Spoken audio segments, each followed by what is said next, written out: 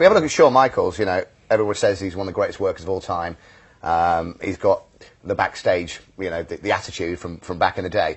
When you wrestled him, for me, and this is just as a big wrestling fan, he looked like he didn't want to be there. He didn't want to do the job.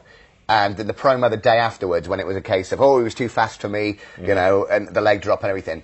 Well, you know, if you really go behind the scenes, along the Shawn Michaels thing, I just sat back. I mean, this is Vince's show, Vince's thing, and when we went to the dressing room, Vince came in and said, okay, I want Hogan to go over. No big deal.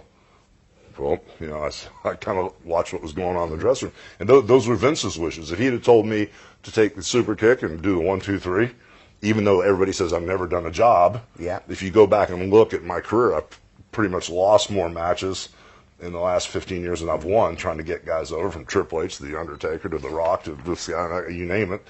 And I don't win too many matches, but it's business. I'm trying to help these guys. So, you know, when Vince wanted Shawn to do the job, we went out and, you know, had the match, and everybody said, oh, Shawn oversold, and he was making funny and this and the other.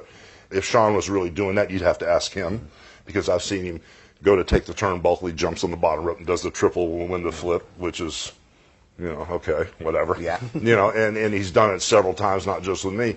But what really, the reason it didn't go any longer was because I shut it down. Because the next day on the interview, I was expecting, you know, to return the favor. And then, okay, now you beat me and I beat you, now let's find out. And then get the third one and then go to the cage and then and keep it going, because he was such a great worker. I thought we were going to have a great run.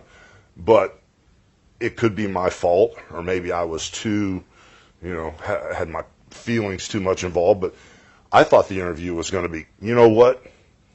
I got to give it to Hogan. He was better than me on that one night, but it'll never happen again. Sure.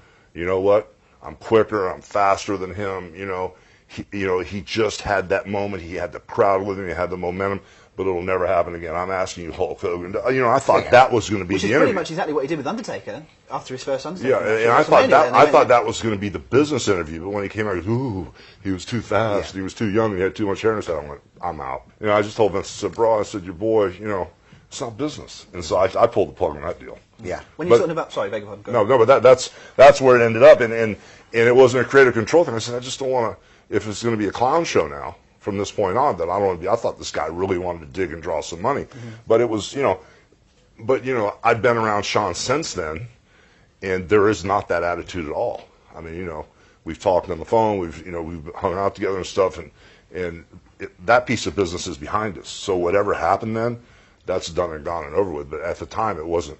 In my opinion, maybe it would have drawn, and the fans just would want to see it. But I was expecting total, you know, one-dimensional, just lock this in and focus on business all the way. And it turned into one of those Kevin Nash and Skull. Ooh, I'm afraid of you. You know, oh boy, you're too tough.